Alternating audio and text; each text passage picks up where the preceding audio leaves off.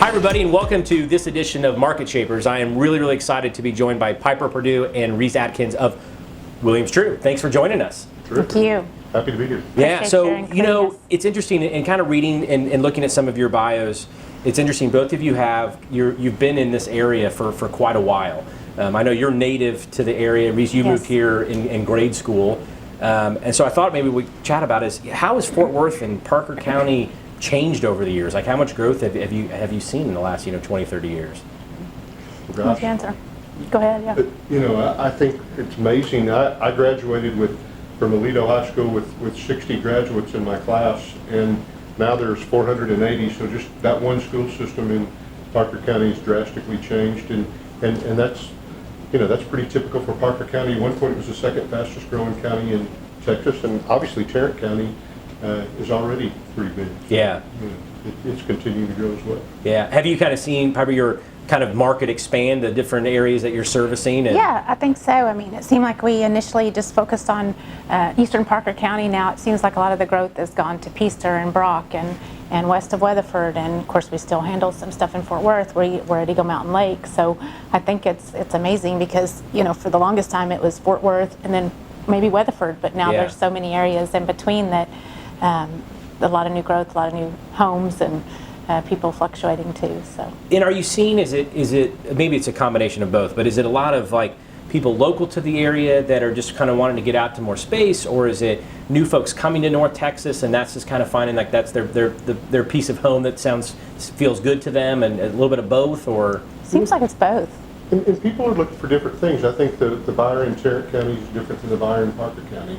The buyer in Tarrant County is looking for convenience and Chinese food delivery, and those are things Parker County may not have to offer yet, but you get lower taxes and better excellent schools in a lot of cases in Parker County. So they both have different things to offer and really have a different buyer for each one of them, I think. Yeah. One of the things I wanted to make sure that we chatted about, because it kind of, you stand out in the crowd amongst this too, is about you mentioned about like anyone can just throw a yard, sign in the yard and get a house, put a house on the market, but you go through a lot of efforts to actually get houses ready to sell, so that when they hit the market, they're show ready, they're best positioned to actually attract a buyer. Maybe talk about that process of how you work with the seller to let them know they need to do this, and mechanically maybe what steps you take in order to get a house ready to put on the market. You want to take it? Yeah, I think we've been in it long enough that I think we can sense what things need to be done in comparison to maybe the homes that are on the market and sit. I think that's one thing that we're good at, is really determining what the house needs to get it moved. Like I said, there's great houses in every location, but to really get it prepared and get the curb appeal like it needs to be in the yards, I mean, just little things like fresh mulch or turn the dirt, you wouldn't think makes a difference, but it makes a substantial difference in just the overall feel when you walk in, that the home is prepared and the buyer thinks if you're doing these things, then you're watering your foundation, or you're changing your air filters, or so I think we're good about taking houses from sort of the ground up and really making them marketable. What kind of conversations, like when you have with the seller, like to let a seller know the importance of it? I mean, do you ever have times where a seller just thinks it's ready to go? Are you asking me to do these things? Lots of times. Like, talk about those conversations sometimes you have to have with somebody. That's tough sometimes. I remember 10 years ago, I kind of feel like the first house we really made major staging in, it was a house on Meadow Hill, and it was kind of a peach color, which was very I remember that. Not mauve. trendy. Had mauve carpet. That's right, it was mauve. And we talked them into. It even sounds less trendy when you say mauve, right? This was a 6,000 square foot house on 5 acres. It had been listed with 2 other agencies before we got it, and we talked them into spending 20 or 30 grand, and this was back in the early 2000s, and we sold it in a week for full price, and it had been on the market for a year before that. So sometimes, if you can identify exactly what the hiccup is, you can turn a failure into success. And in hindsight, I'm not sure we couldn't have gone up on the price. It's hard when you've seen it listed for a year at a lower price, but you've got to allocate the funds in a way that makes it jumps out at the buyer, I think. You get a pretty good egg on your face if that 20 grand in the house doesn't sell. Yeah. In this case, we were successful in the Heroes, and they've come back, and we've done multiple transactions with them since. So trying to look at the house through the eyes of a prospective buyer rather than through the owner's eyes, who obviously loves the house, Yeah. is kind of the key. And that's probably a good way to put it, is kind of that looking through that lens, because Yes. most of us love the home that we in. It's decorated the way we like it. But when you put it on the market, it doesn't really matter what you think anymore, what Right. you like. It Right. really is about that buyer. So that's a very delicate conversation to have with somebody, but Absolutely. obviously you've kind of mastered that over the years of getting a seller to that point where they're at least open to that idea of maybe changing a few things. Yeah, I think if they think that the customer is happy there, that the seller was happy there, if they can present a house that is homey and stands out, in comparison to some of the houses that aren't prepared, then they feel like they'll be happy there, and that they can see their family there and Yeah. their futures and things like that. So, Yeah, and I think it's important. I think especially for maybe agents that haven't been as experienced in the business, that might seem like a daunting conversation to have. But I mean, it's one of the reasons we get hired, right? Right. Like, to your exact Absolutely. point. I mean, we're not hired just to put the sign in the yard, get it on the MLS. It's really to position it to sell, and Right. that's how we earn our value. And I really think, there's a lot of things you can do that aren't costly. Fresh mulch or Yeah. or paint Paint is paint's huge. relatively cheap, or declutter. Man, it doesn't cost much at all to get some stuff and stack it in the garage or Right. get a storage building. Yeah. And if you have too much stuff in the house, it makes it look smaller. And a lot of things you can do that really aren't costly that might give them the edge or get them 5% more than they would have got otherwise. Let's go with it. Yeah. Yeah, especially in a market where so many people want to test the market. It's a strong market, and everybody wants to, do what their neighbor did. Oh, our neighbor sold for this amount of money. Let's put our house on the market. So you're sort of saturated with lots of listings, and you've really got to do the things that make your property, more Yeah. stand out more. Yeah. It always feels like sellers sometimes are maybe on a lag, like 6 to 9 months lag on where the market is. So if Exactly. we've been telling them for 2 years that Yeah, it's a that's a great good market, point. houses sell really fast, over list price, they'll stay in that mindset for a Right. lot longer than that Yeah. is a reality. Until Lot longer September than when they'll it's stay in slow. the house. Yeah, that's without a True. question. That's- One of the other things I've loved about what you do as a team is the way you position yourselves on social media. And so I thought maybe you could share a little bit about your thoughts on social media, how you use it, where it's been effective for you. Well, we obviously Facebook and Instagram and some of the outlets are a way for people to see what's going on with the market. We've had people that have been following us for more than 10 years on Facebook, and we created the Facebook Reese and Piper Team Facebook page a long time ago. I think we've got over 1,000 followers, and what really is interesting is I'll have people say, well, I noticed you sold this one, you sold that one, and you've listed these two over there. They keep up with what we do because we post Yeah. virtually any significant thing that we do. If we list a house, sell a house, pin the house, whatever, we try to make a posting when we can and let everybody know that that's happened, and it keeps people up with the market. We do so much at Alito, they're able to see what's selling and what's not, and what price points Yeah. seem to be moving. So, Yeah, and It's such a great tool. You can get so much information out there with Facebook and Instagram, essentially, free. yeah. Well, and the neat thing about it is that yours comes across as like honest, like sharing information that's Yes. relevant to people, as opposed to, it doesn't come across as like boastful or anything. Right. You can see bad uses of social media, but what we forget is if we're not telling our prospective Right. clients or past clients what we're doing, Giving them they don't know. some data. And so Absolutely. I think that sharing part of it, but doing it in a way that seems very natural, I think is what makes the difference. Thank you. I- And then oftentimes too, another advantage you have is some of the properties that you all list are so unique and beautiful. They got land and everything else as well. When you have those unique type properties, and we talked a little bit about pre-listing them, what differences, like if you've got a property on land, what differences do you have to kind of take into account when you're marketing a property that's not a house, let's say, sitting in a subdivision?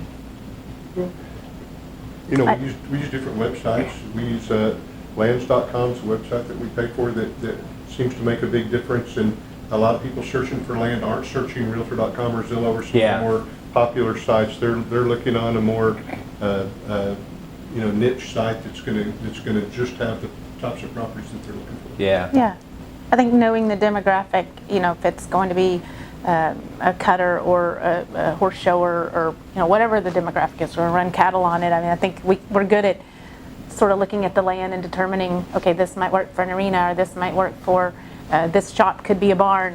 Yeah. So I think you really have to know kind of the demographic of what the land, what the use will be. Yeah, and I down think the road. that's super insightful, because I do think sometimes, like, I've got this listing, I'm just going to throw it out there to my normal channels. Right. But you're right, if someone's looking for equestrian property or ranch property, whatever it is, they're probably not going on Right. Zillow A lot of as their times- primary spot to go look for properties. Absolutely. Yeah. Absolutely. And a lot of times the house is not as important to that person as maybe the land or the barn, or is the soil good, or the fencing, or things like that. So the house becomes second fiddle sometimes to When you the meet the acreage. buyer out there and they walk to the barn first, you know. Yeah. The house is secondary. You know their horses are more important Yes. than anything else. Yeah, that's awesome. You know, the other thing that's really unique about you two is that you've had this successful, you know, partnership and team for a number of years, and I'm always fascinated by that, and curious about what you think makes you an effective partnership and an effective team. I'll let- Gosh, I'm going to let you go with that one. There it is, right there, right? Right? You're deferential Good cop, towards bad one cop. another. Yeah. He does the grit negotiating, and I'm the happy communicator. Good cop, bad cop in some cases. Yeah. But as far as our relationship goes, I mean, I think like any relationship where you spend that much time together, it's always tough. But we're both very work motivated and want to succeed and want to succeed for our clients mostly. I mean, it's one thing, of course, we want to earn a commission. That's what we do to make a living. But more than that, there's nothing worse than going to take the sign off the yard and tell It's them you're embarrassing. sorry. Yeah. I mean, last Yeah. year, I think we had 84 listings and we sold 82 of them as far as just houses, not including land. And that's way better than the MLS. It's just because we both really pushed to try to get those deals done, and we're not just throwing a bunch of stuff up on the board and hoping some of it Yeah. falls. Yeah. I think we listen to our customers. I mean, you know, you really gotta, they really want to know that you're hearing what they want or what they need for their house, or, you know, I feel like we're good about that. Yeah. We're good with communicating with them and really not just, again, just not just putting it on the MLS and hoping that somebody else sells it. I think we're good at really giving it the thought process that it needs to move it. You know, if a few days go by and we don't have this, we're good at regrouping and saying, okay, what would be a better angle, or what might fix this Yeah. slowness. So It sounds like that there's you have these common interests, right? Like that you have to be aligned. If you're going to have a successful partnership, you have certain alignment on some values and how we're going to go about work. But then you For sure. complement one another also in some things that maybe you like to do, you don't. Right. Vice versa a little We're really bit. way different in the way we handle a lot of things, but it always seems to end up in the same result. Yeah, yeah. And then you also have another team member, Kate. And Kate, yeah. yes. Maybe talk about like when she came on, what was the idea behind that, and then kind of the division of duties there a little bit about what each of you do. She's excellent. We put her up against any customer. Well, you know, she does a great job if we take her into a listing or things like that. She just always has been terrific at just holds her own, answers Yeah. questions. You know, very, very knowledgeable, very insightful. Pretty young girl, but Beautiful. when you talk to her and you realize she's got a lot going on, and she's very clever. She Yeah. I think her degree's in interior design from TCU, and so she's terrific. Help with staging or seeing what's trendy colors and those kinds of things. Yeah. She's got a real eye for that kind of thing. Yeah. She's good about, you know, kind of seeing on her own where the holes are, that if we haven't tended to this or that, and she a lot of times will go prepare something and have it ready, and we haven't even asked for it. That's always good. Yeah. Yeah. And then now So- you have a background at Pier 1 too, like on the merchandising side. Is that, Isn't that- how is that kind of? I'm assuming that's been kind of a helpful It's been a long tool. time. It's been a long time ago. Yeah. Yes, Yeah. sales maybe. Yeah. Sales and staging to some degree, but I was there for maybe 2 years. Yeah. But I had my real estate license while I was there, so Right. I actually got my real estate license when I was a senior in college, and kind of did that on the side, did real estate kind of on the side, and went to Pier 1 during the day, and just remember feeling like I gotta go do this. This Yeah. is a little bit more, you know, I like being out with the people and rather than in an office. Yeah. Confined, so. And then when you're not selling real estate, you're tending to your peach trees, right? Yeah, I got 1,200 peach trees in the ground, so that's I got a full-time guy out there.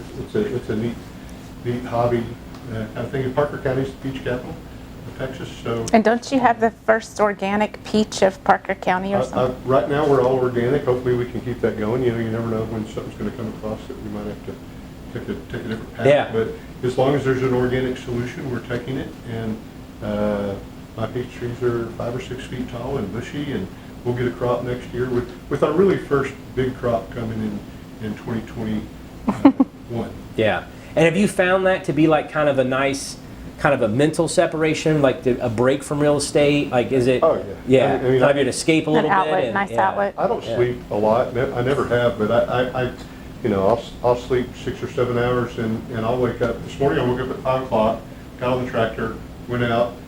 We had a number of things going. We've just got our full irrigation system in, and we're able to supplement the peach trees with fertilizers and vitamins through the irrigation system. So the drip system actually will drip whatever you want to put on the trees, which is really a big plus, because organic solutions have to be done a lot more often than non-organic. And so, I'm messing with all that, and then 8 o'clock I go sit at my computer and get ready and hit my appointments. But yeah, no, it's nice. It's Yeah. nice. There's nothing like waking up and seeing the sun go up and being out in the field. For me, that's a neat experience. Yeah, and I think for anybody, I mean, I think the key too is that if it's not just, yes, our real estate may be our careers and we're passionate about Right. it, but finding those outside interests that kind of ground us, I think, is Yeah. really important. So, yeah. And I know every time we've had a chance to talk, we've always kind of fallen into that topic a little bit, which is awesome. So, well, I really appreciate both of Thank you taking you. some time to sit down and share some of your Yes. insights and expertise with Of course. everybody. We really, really appreciate We it. Thank appreciate you. Yes, Yeah. thank you for including us. Well, we're that's glad to been have great. you on the team. And everyone, thanks for tuning in to this edition of Market Shapers.